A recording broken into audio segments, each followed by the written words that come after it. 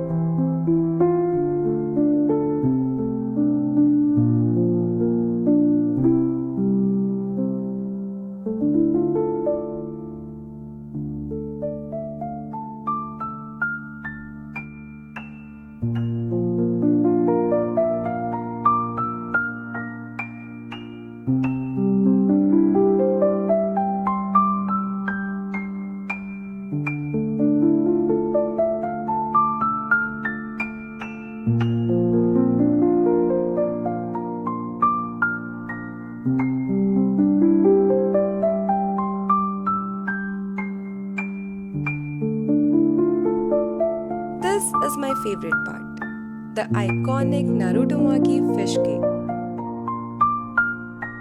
First, lay down a light pink or white base, then using a fine detail brush, carefully paint the swirling star shape on top.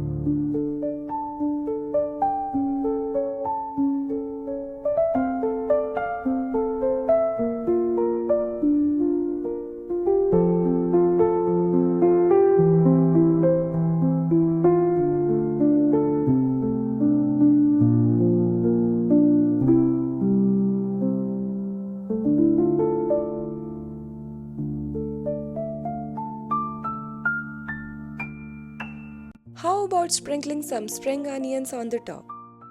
So for the spring onions, we will use a combination of olive green, light green and white for the highlights.